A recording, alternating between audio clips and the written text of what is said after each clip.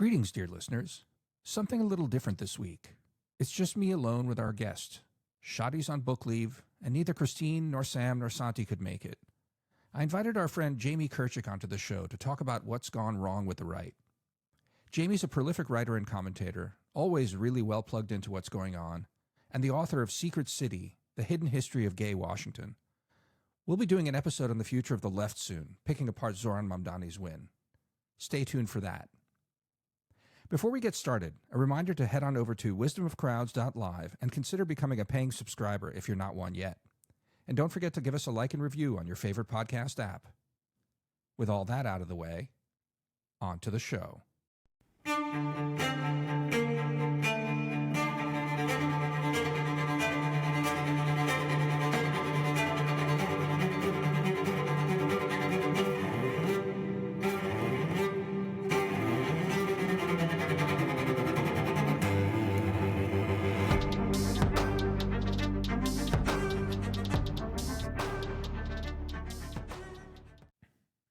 So anyway, Jamie, you are a replacement for left-wing Muslim Shadi. You are right-wing Jewish Jamie. No one can replace Shadi. Shadi's doing his book stuff, so he is like completely slammed. But I really wanted to talk about all this like Nick Fuentes stuff, and would have been ideal to have Shadi on here as well to talk about this stuff with you, but he can't make it, so I figured we'd just like hop on and just chat about it, because it is a really interesting moment, even though I have to say I'm having this conversation with a kind of mixed feelings, in the sense that I feel like talking about it is giving oxygen to this troll of a man, and it's something I always, with a lot of this stuff on the right, I don't much care indulging in it. I feel like, especially in the media, they're giving a lot of oxygen to this stuff. They've been, the New York Times in particular has been like finding a lot of, these kinds of people. I mean, I think Ross has also platformed a bunch of these people, Ross Douthat has in the Times, but Ross is a good interviewer. We'll get into Tucker Carlson and interviewing. I'm just saying, just as a starter, I'm not like so keen to have like a huge conversation about it, but it feels like you kind of can't avoid it anymore. I don't know. How are you feeling about that? I agree with you. There's nothing interesting about Nick Fuentes, okay? Like, we settled the story with people like him in the 20th century, okay? He's both, I always knew he was a fascist. Apparently now he's also a Stalin lover as well. Right. He's not, he offers nothing new. He's just a kind of mixture of like the 20th century's worst ideologies. The reason why we have to talk about him is because Tucker Carlson is making us talk about him. And Tucker Carlson is the issue, okay? Because Tucker has a big audience, and Tucker has a lot of influence, unfortunately. And, Tucker, for reasons that we can get into, is trying to force, and he's been open about this, he's trying to force the Republican Party into an isolationist and explicitly extremely hostile anti-Israel position, which is a hard move to make because the Republican Party's base is evangelical Christians who are overwhelmingly very pro-Israel.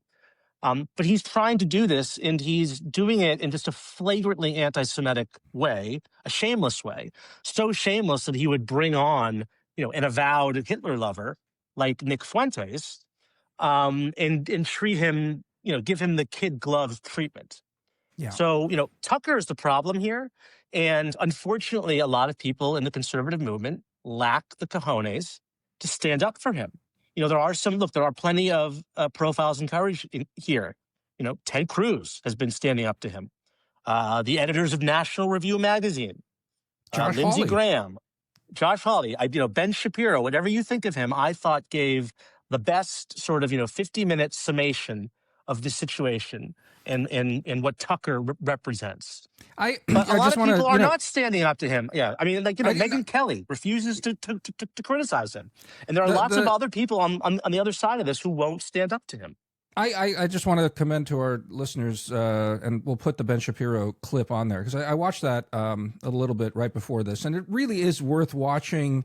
You know, I mean, to your point about like he goes after Tucker and what Tucker's doing just as well, but you know, it's a good reminder because he has like a good like 10-15 minute segment where he just like does like a supercut of Nick Fuentes' like Yes, rhetoric, right.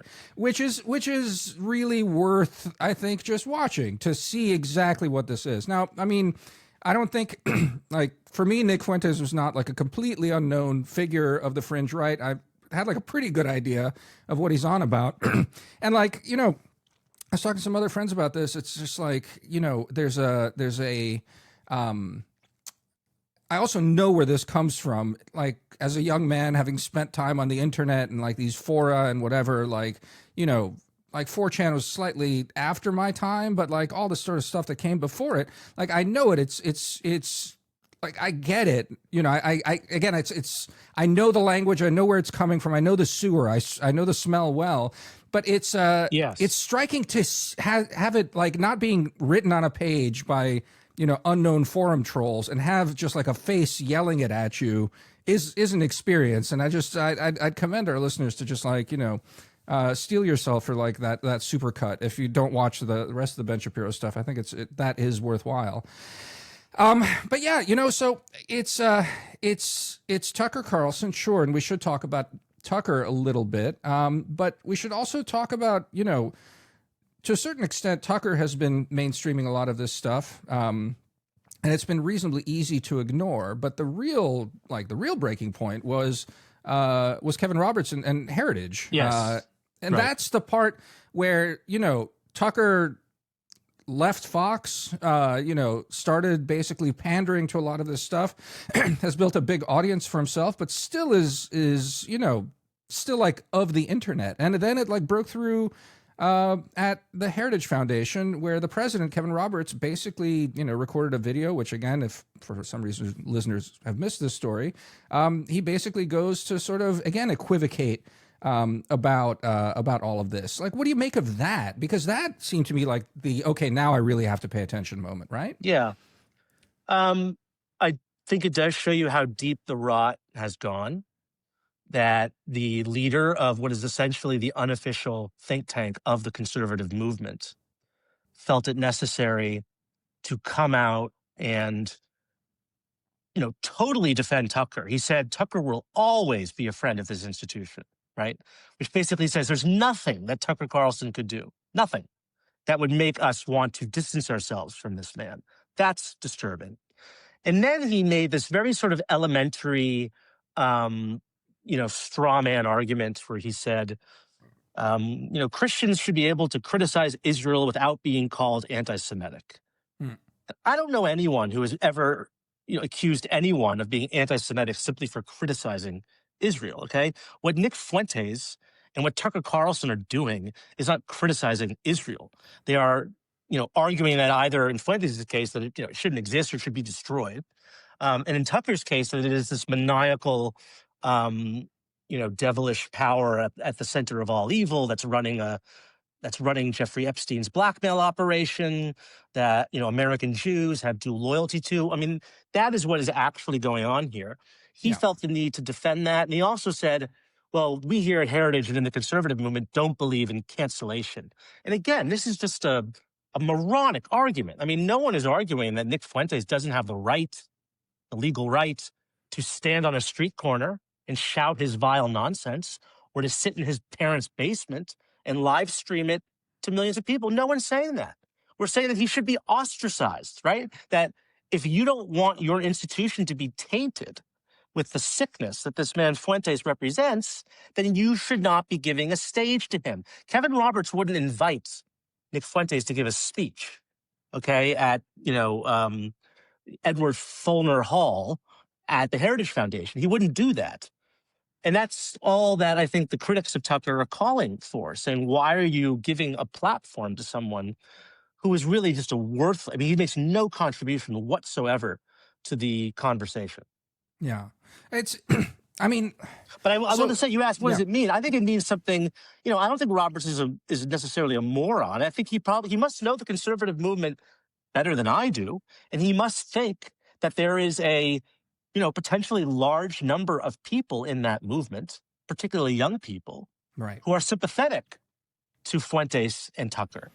Because I can't imagine why else he would come out and make the fool of himself that he's made of himself over the past week, other than that he must feel that there is something, important to engage with here. And he has sort of intimated that in interviews that he's given since.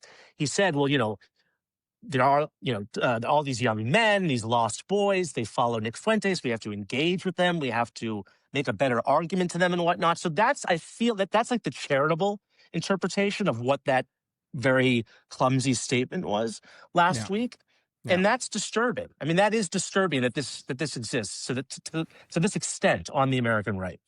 I mean, it was in Michelle Goldberg's column in the New York Times this week. I think she was quoting, I'm trying to remember, was it, oh gosh. Anyway, I forget who she was quoting that had the sort of supposition that up to 30% of the young men serving in maybe in DC or at least serving in the government one way are perhaps that's just an anecdotal. That's just anecdotal for sure. Yeah. But I think it gives you a sense of basically the stakes perhaps for like institutional conservatives in a sense that like it's the energy of the young men on the right now. Again, anecdotal, but again, Jamie, anecdotally, and I'm not sure whether it's like generational so much, but I keep hearing from friends and quite frankly from like younger women who are like dating around in this pool of like young conservative men, like how bad it is, quite frankly, there's they're confronted by, questions on dates about like racial heritage, like not quite like skull measuring sort of kind of stuff, but like, you're trad, you want to have kids. What's your heritage? How white are you? What's the size of your skull? Can we do some the phrenology? size of your skull, phrenology, exactly. That kind of stuff. And I mean, I just like the other night, someone told me that like, it's delivered apparently on these dates, kind of like a nudge, nudge, wink, wink. Are you cool? Can you hang? Do you understand the language? But you know what? Like it's more than that. And it's like these kids don't really get it, right? And I sort of want to like dig into that a little bit. I mean, have you experienced that, like, or at least like secondhand, like I have, like heard stories about it? Like, I don't know.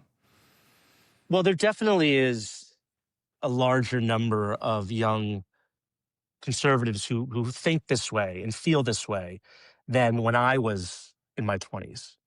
Yeah.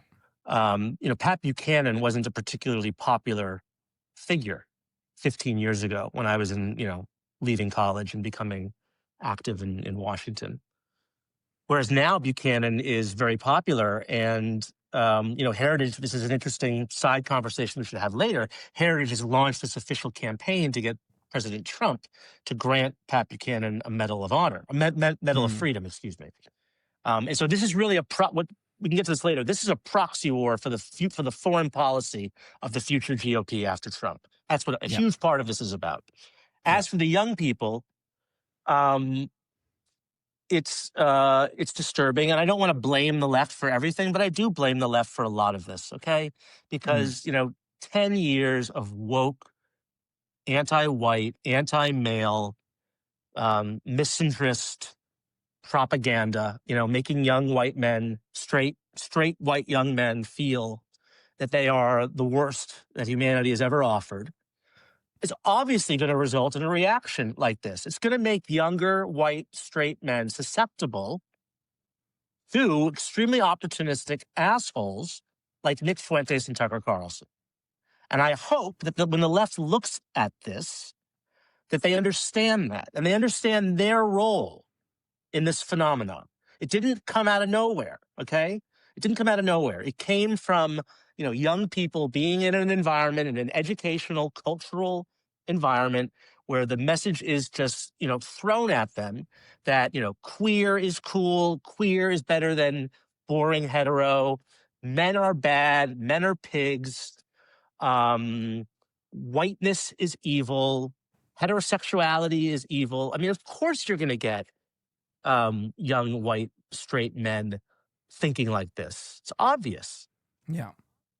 And it's it's striking in the Nick Fuentes stuff is the extent to which is the real hatred of women, at least in that supercut. Yes. Well, there's also a whole nother it's conversation to be had about. I mean, there's a whole other conversation to be had about his sexuality. Okay, and right. whether or I not, was going to ask you Tucker jokingly referred to him before as like a pathetic little gay kid in his parents' basement, which was right. probably accurate. He apologized for it in the interview we did with him last week. I don't want to speculate on the guy's sexuality. I will notice there's a clip of him going around for 5 minutes talking about how much he loves musicals. Okay, so make of all that what he talks about. He talks about how much he doesn't. Yeah, he talks about how much he doesn't want to have sex with women. I mean, make of that what you will, folks. Yeah. I mean, you are the expert on gay Washington. Also want to make sure that listeners know that. Read Jamie's book; it's really terrific. Yeah. But yeah, we don't need to speculate more on that. But it's the thing that is kicking around. I want to talk about the anti-Semitism, but like where it's all coming for. And I take your point. And we should talk about like the future of foreign policy, and that this is a fight around that. I have this like thing that's been kicking around in my head for a really long time. I've even talked about it on the podcast before, as sort of like two ways of talking about the Holocaust. One being the sort of never again approach that is in the West, this kind of very moral thing, and then the other model is it's a different kind of never again, but it's a never again, sort of the Israeli never again, which is when you come out of the Holocaust Museum, in Jerusalem, and you come out on that terrace, and you look, and you're there in Israel, and the never again is, the Jews are home here, and this country will never allow it to happen again. In that sense, right? And the sort of like Western guilt-ridden one is one of attempts to sort of instill some kind of moral responsibility and a narrative of like human redemption. Whereas like the Israeli model is one of just like, I think like accepting a kind of human fallenness to it. And I can't help but think that like part of what's happening in the world is that like that the like Western, the German guilt-ridden one, the sort of Western we can do better model of like understanding the Holocaust just isn't working anymore. And that it's somehow it's been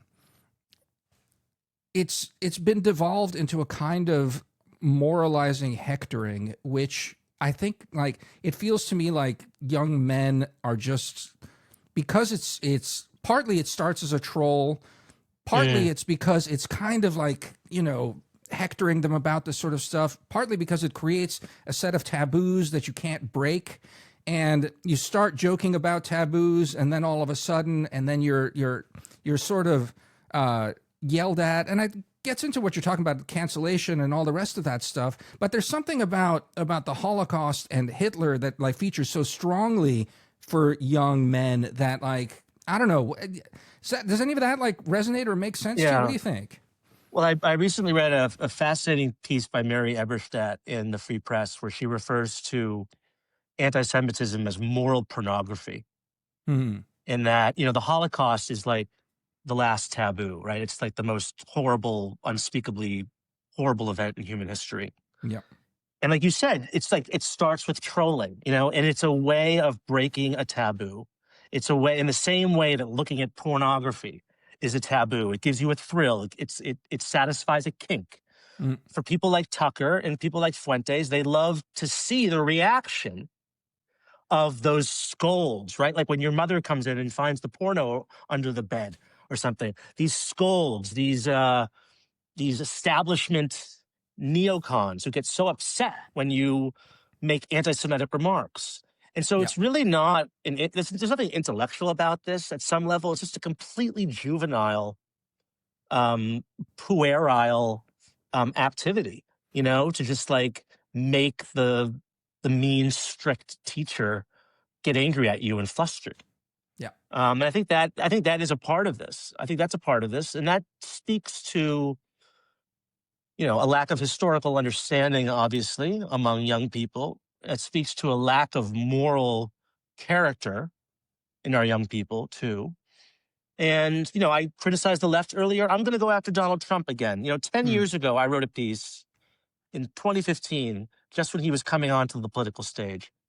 And I was warning conservative Jews who were falling in line behind Trump. And I said, Donald Trump is the candidate of the mob, and the mob always comes for the Jews. yeah. And I stand by that. Even though Donald Trump, I will say it here, has not only been the best president for Israel of any president in American history, I think he's actually the best president for the Middle East in American history. I think he's done more positive good in that region of the world than any president we've ever had. That can coexist with an acknowledgement that this guy, because of his nativism and his xenophobia and his bigotry and his, all these sort of negative characteristics that we acknowledge, opened the door, and his lack of moral discernment, right? His inability to say that someone who supports him, even David Duke or the Proud Boys, right? He can't even condemn them because he's such a narcissist. He can't condemn someone who supports him, no matter how disgusting and repulsive they are. All of that part of his character opens the door to what we're seeing now. It opened the door to the alt-right. It opened the door to Tucker. It opened the door to Fuentes. And it opened the door to this kind of nihilistic, as you were saying, kind of, taboo-breaking juvenalia Mm-hmm. that a lot of people take to the world. And I hold him responsible for that. Yeah. Yeah. It's on the moral question, I think it's another really important one, which is, where has that gone? There's I brought it up again several times ago. There's an essay in First Things about an essay of Leo Strauss's about like the generation coming up in Weimar. And he puts the blame on their teachers, basically the teachers of the generation coming up in Weimar, the generation that would be Nazis, that they were unable to give a compelling, a compelling moral argument for liberalism, for all of that, largely because Strauss seems to be saying in that essay that it's because they couldn't give sufficient credit to the kind of, again, like male martial virtues. This is where I'm also sort of like latched onto this idea between like the Israeli account or the Israeli reaction to the Holocaust versus the sort of like liberal Western one, which is one which is like, the reaction to that kind of horror is we will not allow it to happen anymore because we are going to ensure that through our strength, basically, that we will prevent evil through strength, as opposed to prevent evil through, through suppressing it. I think maybe that's the best way to think about it. And it's that again. It's like it's not. I think Strauss talks about it like the values of the closed society and the values of the open society, and he says that like it's a mistake to say that there are no virtues in the closed society. One just has to, at least especially for young men, to approach them and explain them to them somehow, and then say, and yes, and these are also feed into the virtues of the open society, and this is why we actually have to fight for the open society. But you can't just do these shortcuts of say, we need to sort of get beyond it. But so that's a question of morality for me. Like I think it's just like there's different moralities, and we've somehow forgotten how to talk about one kind. But on the question of, foreign policy and Israel and the rest of that, I'm struck that you said in passing, evangelicals and such are in the Republican Party are still very much pro-Israel. Anecdotally, I haven't seen like good recent polling, but anecdotally, largely because of nativism, because of what you were saying about Trump and what he's bringing in. I've heard stories of, again, a kind of Jacksonian, like, why are we letting Bibi Netanyahu throw us around? Why? And again, this comes from Tucker. It comes from, I think, like the JD wing of the party and stuff like that. But a kind of resentment, even among evangelicals. I've heard it a little bit. I don't know if it's lasting, and I don't know if it is, but like, do you feel that? Do you see it? Or you feel like basically Tucker and the rest are just really a fringe that are I don't know, making a ruckus, but don't have any traction on it? Well, it's there. but it's generational. It's more among the younger generation of evangelicals, which, by the way, tracks with other demographics, right? You have young Mm. people in general Yeah. under 30 are just more anti-Israel than the older Right. generations. But it's the if you're talking about conservative evangelical Christians as a whole, they are still very pro-Israel. Mm. They're still very pro-Israel, as is the white working class generally.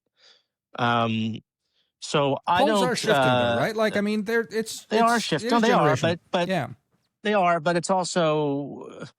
I think you're going to see a lot if this ceasefire holds for a while. I think you will gradually see the numbers move back, not to where they necessarily were before October 7th. Yeah. But I think so much of the decrease in support had to do with just the images that were being shown every day. Yeah. On of the destruction in Gaza. Yeah. Um, Sorry, did you want to ask something more about No, no, no. foreign It's just policy I stuff? want to Or I mean, just I like I think it mean I says want a to lot. This is a proxy. Yeah, this is a proxy for the foreign policy, and Tucker said that in an interview with this alleged comedian Dave Smith, yeah, I saw where he that said too. this is really about the future of the GOP, and I admire him for being honest about that. And I think it says something really pathetic or telling about the sort of Buchananite isolationist movement that there are legitimate arguments to be made op- opposing the current American relationship with Israel that are Sure. not anti-Semitic. Okay, there are plenty Tablet of has made arguments them. that you can make. Who? Tablet has made them about. I remember Tablet ran an Ta- essay a th- while ago, That's just yes. as an The example. tablet makes the argument that Israel should be completely independent of America from a right wing perspective, so it That's can right. do whatever it wants with the Right. Arabs and not have to answer to Washington. That's right. That's the right. I'm saying that there are plenty of more realist or left wing arguments that say, you know what, like, I don't like Israel's human rights record. I don't think we should be supporting it to this extent or at all. That's not anti Semitic, but it says Sure. something about the people on this side of the argument. Okay. The American Conservative Magazine, Tucker Carlson, the Quincy Institute. They really can't help themselves from making anti Semitic arguments. Okay. They can't help themselves. It always comes back to the nefarious influence of Jewish Americans who are not really loyal to this country, who are controlling our politicians with their money. I mean, they can't help it. And so when Yeah. it comes to those people, I just dismiss them because they're anti-Semites. For sure. And I have to say, there aren't that many people making the argument who aren't anti-Semitic. Yeah. It is That though. I'm aware of, and I follow this debate pretty closely. And there just aren't that many people who make that argument who don't reveal themselves to be anti-Semites. But the fear of heritage of Kevin Roberts, I think you're right that like there's something very puerile and just sort of, I don't know, like reactionary stupid about Nick Fuentes, but like the cynicism of Tucker Carlson, whose numbers are huge because of pandering to this sort of stuff, coupled with the polling that does show, at least generationally, and maybe it's because of the war in Gaza, and if the peace holds, that this will simmer down a little bit, but nevertheless, it is striking the extent to which there's just been like a huge shift on Israel and how much that has shaped stuff. So it's again. Maybe it's just the anti-Semites that are making the loudest noises about this, but like the fear in establishment Republicans is that there's some traction there, that they're doing this. So I mean, like, I don't have like a question there so much as just like, is the answer then basically just to like wait for this to sort of peter out?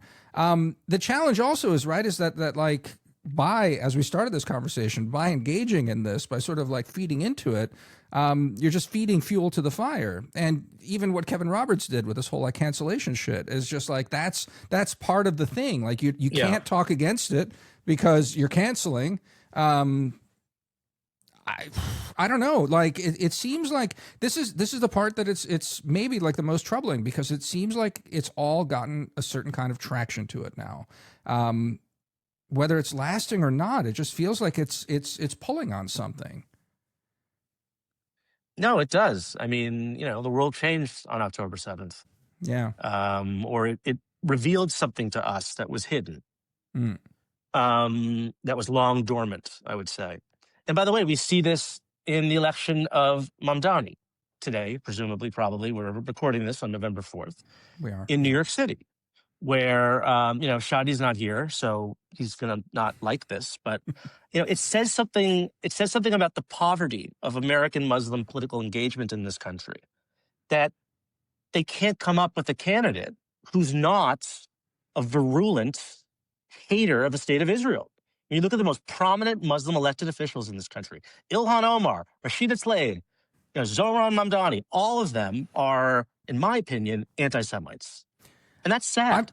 That's really sad. I'm just gonna just because bringing their Shadi's not best. here. They're not Just bringing because their Shadi's best. not here, I'm not gonna.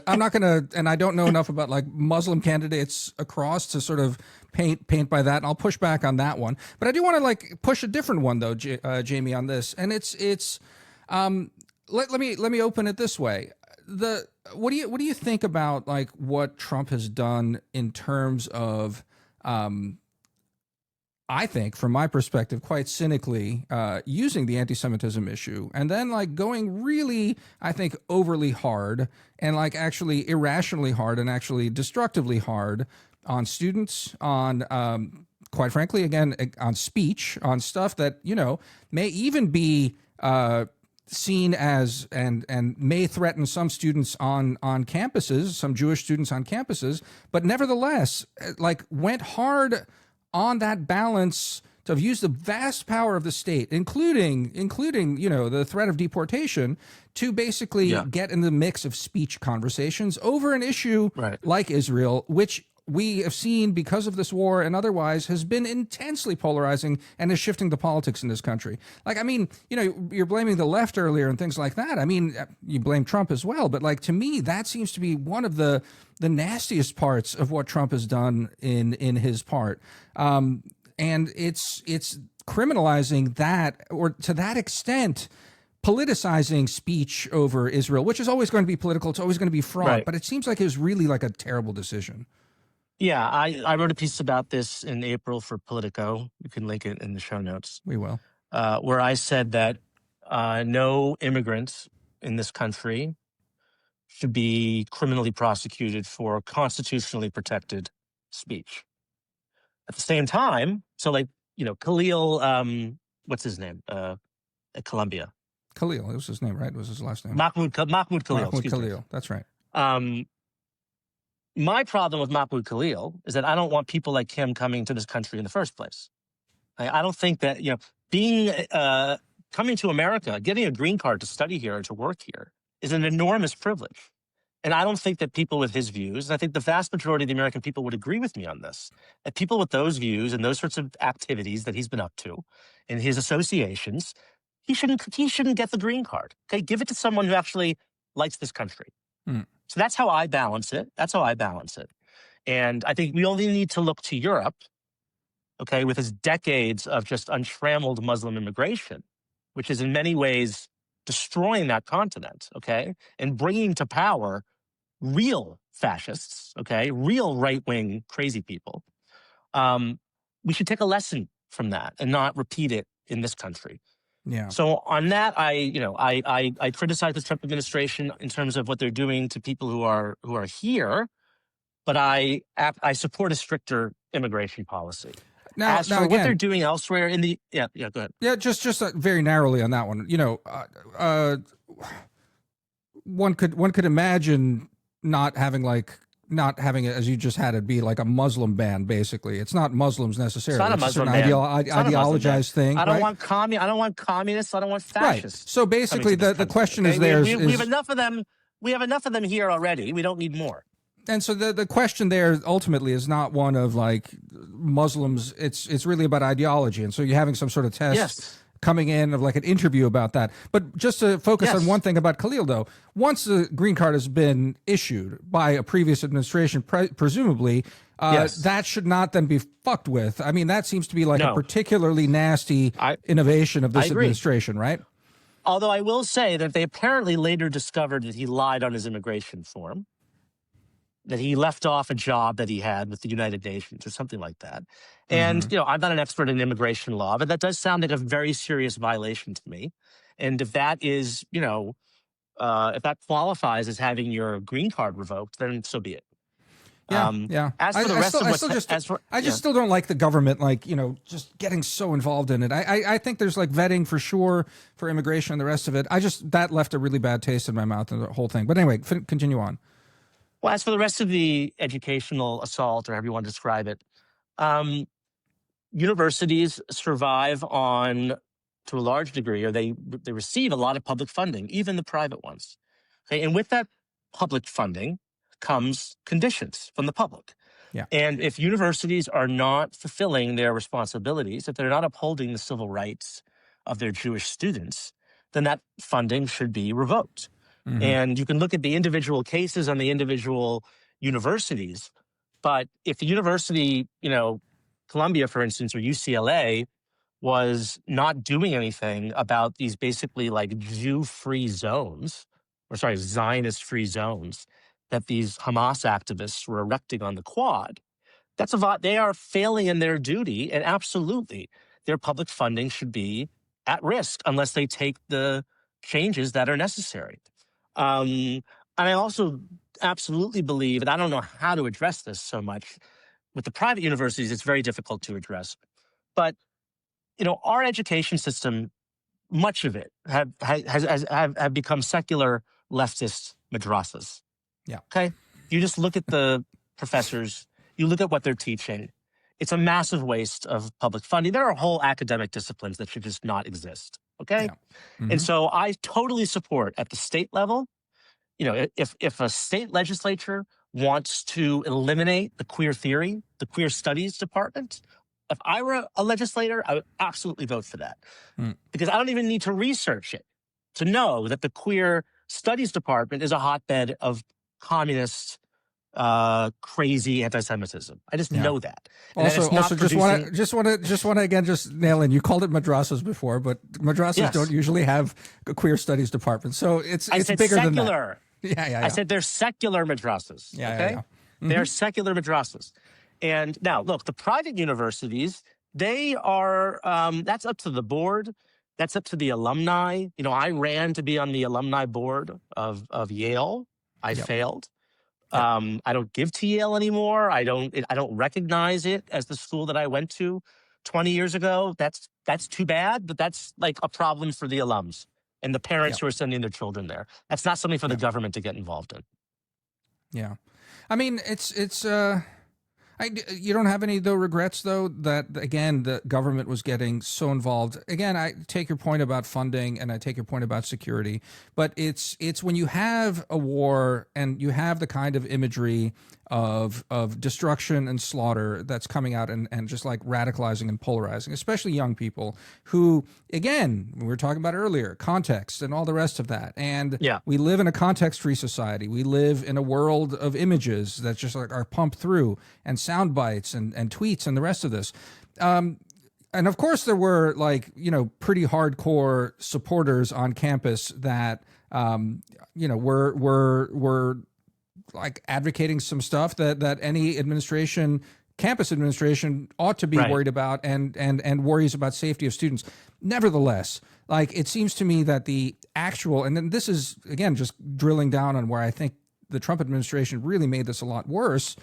And quite frankly, some I think Jewish activists as well, by pushing and encouraging this, I think it radicalized things a lot more. And I think pushed a lot of students that may have been concerned and activists into the arms of the sort of Hamas activists and apologists, right? Well, it depends what tactics specifically are you talking about?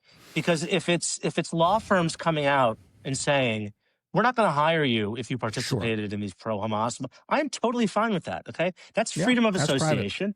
If I was a client of a law firm, I wouldn't want anyone there participating in pro-Hamas activities. So it's bad for business to have those kids becoming, associates at your law firm. What other tactics are you referring to? I'm just saying that just as like Fuentes and the sort of the Groypers, the followers of Fuentes, aren't a large group of people. The true believers in Hamas are not a large group of people, I would say. I think that there's in general, and I'm maybe shooting from the hip here. You tell me if I'm really off base here, but young people in general are activist inclined, stupid, and energetic, and are. It seems to me that the culture war was also very strongly prosecuted at a very delicate time in a very heavy-handed and very loud way by the government. You know, again, it's that part of it. Whether private institutions want to then, you know, identify students and do all of this, just seems that a lot of damage was done here to, again, if you care about Israel, like really drive like a deeper wedge into this. You know, you were blaming Trump earlier on you know, like not having the judgment to sort of discern and pull people out of it. But it's a broader kind of just like brutality to him that for an issue that is very difficult and very divisive, it was just like bulldozed very hard. That I think that and then you have it on both left and right, this like young generation where this is now, you know, seen as some kind of Israel is, and support for Israel is seen as like the moral question of this generation, and it's just like there's a stew of hideousness that's now, you know, it's not horseshoe in the sense that like Fuentes could easily be for you know, mistaken for a lefty. I think there's plenty there, but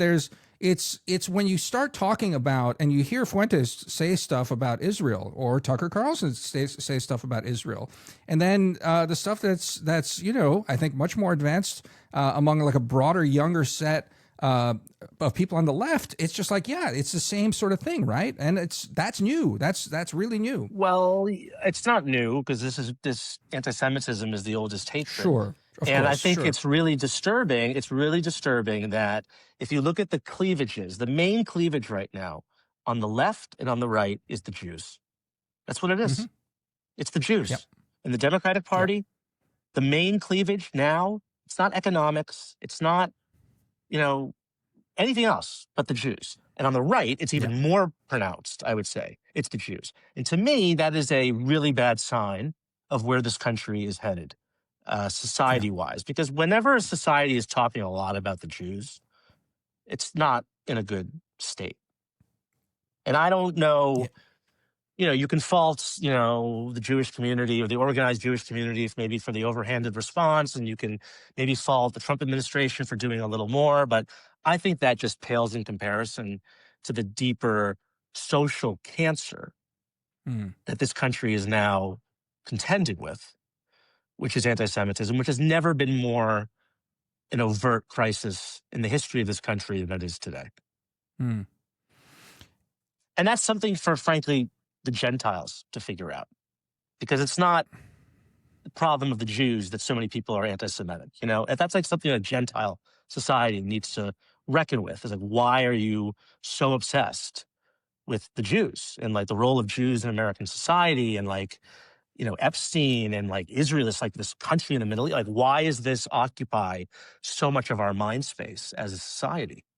Yeah, it's my former boss, and you know him well too. I think Adam Garfinkel in his book Jew Centricity, right? And it was just that it's disproportionate in the world in general. The idea that like, you know, Jews occupy the imaginations of Gentiles around the world in a disproportionate way.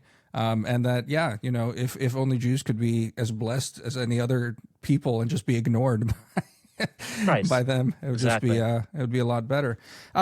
Anyway, I mean, just like the I guess the question is, I mean, this is all kind of fresh, but what's the, you know, fair enough, it's a problem for the Gentiles to solve, but you know, that's not like, I don't know, particularly a heartening thing. Like what conversations are sort of happening among about Jews in your circle at this point about what's been going on in the last week? Like, I mean, is it like extra shock as how bad it is? Like, we all knew it, we felt it coming. Just another episode is like more getting worse and more public, but it's all been there. What's the feel? I think people were appalled at the Kevin Roberts statement, But at the same time, I think, at least among conservative Jews, they're very impressed and comforted by the response against Roberts and Tucker from the vast majority of conservative public figures, whether journalists or media influencers or politicians. It's been very loud and resounding. Hmm. And, it's coming from Catholics like Robert George, who's on the board of Heritage, has been very outspoken about this. It's coming from evangelicals, obviously, who I think a lot of them felt personally insulted when Tucker Carlson said in his conversation with Nick Fuentes, a Nazi, that there's no one whom he dislikes more in the world, presumably even more than Jews, than Christian Zionists. Okay, a lot of Right. Christian Zionists are really upset about that. And they want to know, why is the head of the Heritage Foundation standing so close to a guy who's just said that he hates the base of the Republican Party? So I've actually been much more heartened by the response on the right Hmm. than I have on the left, okay, where they're falling like dominoes one by one, endorsing Mamdani, okay, or making excuses for all of the anti-Semitic nonsense we've witnessed over the past 2 years. So I would actually say that the antibodies, the anti-Semitic antibodies on the right are much stronger than they are on the left. Hmm. Hmm. Hmm. Yeah, it's a good point. I guess I've just been sort of still sort of struck by the maelstrom itself. That it's true. It has been, like, in the last 2 days has been quite a pushback. But yeah, I guess then the question is I mean, so you're optimistic about the future of the Republican Party ultimately, and like this fight. That's the part that I've also, let's leave Heritage is like a small fry behind, but it's like the bigger question of our Vice President J.D. Vance also, like, not really seeming to have the stones to stand up to this sort of stuff. Perfectly not surprising to see. I think Ted Cruz has been quite, was the expected kind of voice to come out against this. Tom Cotton as well. Like, I mean, no surprises there. I guess, like I said, Hawley, I was pleasantly surprised by. I didn't think he necessarily would have been there.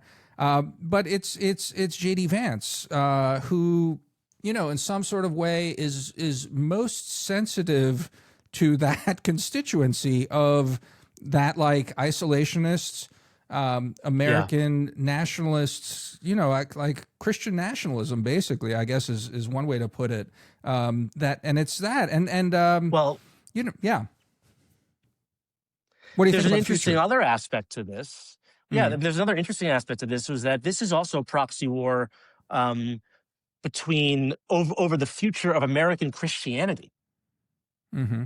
where you have on one side, you have this kind of trad Catholic J.D. Vance slash pagan Tucker, whatever branch of Christianity Tucker represents, the kind of maybe the mainline Protestantism, the old school mainline Protestantism, they are fighting the evangelicals, okay? And they're trying to dislodge the evangelicals from the leadership of the Republican Party.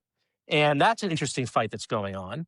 And, I think J.D. Vance he tipped his hand last week when he was asked a question at University of Mississippi by a probably Groyper student who basically said, why are we supporting Israel when their religion isn't like ours and in fact persecutes ours? And his answer reminded me of when Michael Dukakis was asked in 1988 by Bernard Shaw at the debate running for president, Mr. Dukakis, Governor Dukakis, would you still oppose the death penalty if Kitty Dukakis were raped and murdered? And he responded in this just like totally bloodless way. Oh, Bernard, well, I believe in principles. And he just JD just responded as if, he said, like, well, you might think that certain countries have controlled or had undue influence over American presidents, but not this one. So he Right. basically sort of conceded the argument that Israel has had Right. undue influence over American presidents. So he completely, this could have been a Sister Soldier moment for him, Yeah. where he could have said, young man, Judaism does not persecute Christianity. And in fact, if you kind of look at history, it's the opposite. Okay. It's been the opposite, Yeah. frankly. And I think he's a very, I think he's a quite sinister figure, actually. And I think he has a wife who's not white, and he's aware of that, obviously. And he's aware that that is not very popular among the people that he's trying to curry support from. And he's including Nick Fuentes, who has, called him a fat gay race mixer. Yep. And I think he's overcompensating for his brown wife by dabbling in this sort of anti-Semitic crap. Yep. And I would say Tucker Carlson is like a terrible, terrible friend, because Tucker's antics are really going to hurt JD Vance. Okay. Because Tucker and JD are like this. Okay. For the people who can't listen, I'm crossing my fingers. They're tight. Tucker is the reason JD Vance is vice president. JD Vance employs Tucker's son as his communications director. Yep. JD Vance was the first guest host of the Charlie Kirk show after Charlie Kirk's death. He brought Tucker Carlson to the White House to record the episode. And meanwhile, the great friend that Tucker Carlson is hosting a neo-Nazi on his podcast and dabbling in all this crazy conspiratorial, not just anti-Semitism, but like every conspiracy theory is entertained on the Tucker Carlson network. Okay. Yep. So I don't know what like Tucker has on JD Vance. I don't know what JD Vance thinks he's getting out of this friendship.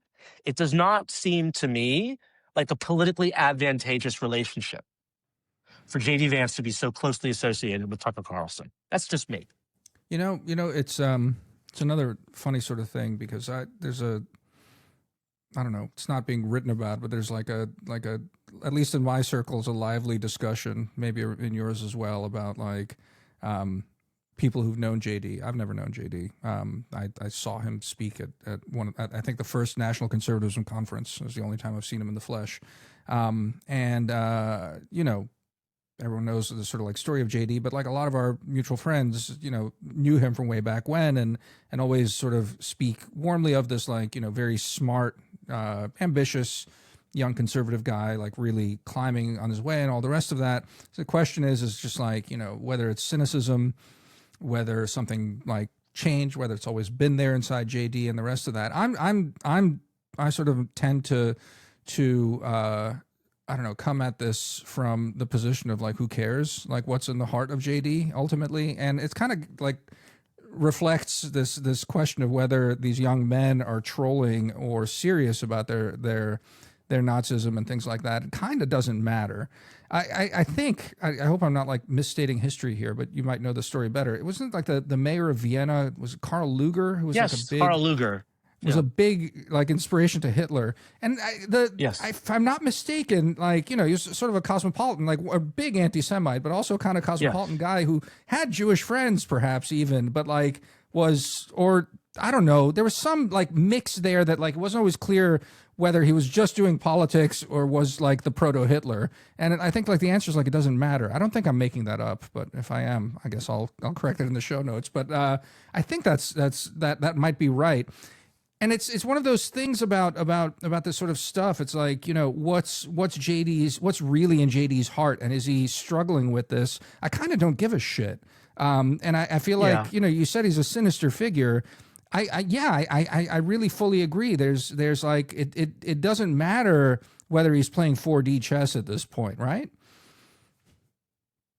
Yeah, I mean, that's like an interesting question to have among like intellectual historians or, people who are interested in his inner thoughts. But I just believe that it's his actions and his words that are more important, frankly. And I believe that about most politicians. And I'm willing to grant him that he had a political awakening and that he legitimately changed his view on Donald Trump. That's true of a lot of people that I know. Yeah. Okay. I mean, I wasn't calling him Hitler, but I was pretty close to it. Okay. In 2015, 2016. And, while I haven't like come full circle and I'm like a MAGA guy, let's just say I don't feel the same way about Donald Trump than I did 10 years ago. Okay. So I'm absolutely open to people having changes of heart and whatnot. He does seem to me, though, extremely, I would say, resentful And I think that's the overriding. And I'm actually just finishing his memoir, which I should have read a long time ago, but I'm only reading it now. And the memoir isn't that resentful, I would say. It's actually a very inspiring story. But you could tell in the years after the memoir came out, when he became more politically involved, that just the resentment, the chip on the shoulder really came through. Yeah. His hatred, his hatred of liberal elites, coastal elites. And I get they can be the most patronizing, obnoxious people in the world. Okay. And Yeah. I say that Yeah. someone who like basically is a northeastern elite, okay, like who's not Right. necessarily liberal. So I know what they're like. But it seems to me that is like become the overwhelming, overarching emotion, impulse in his political career. Yeah. And I don't think that that's a good thing to have. I don't think resentment is a healthy spirit to have guiding your politics. Yeah. And It's what guided Trump's politics too. I mean, it's like with Trump again. It's like, yeah, it's once you open the door to some stuff, it ends up having a logic of its own, basically. And it's you're playing by the rules.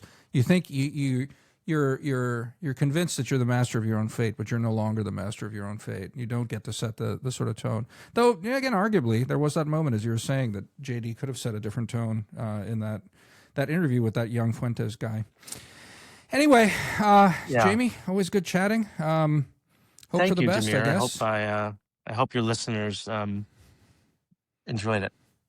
Yeah, I'm sure. Good talking to you. Talk soon.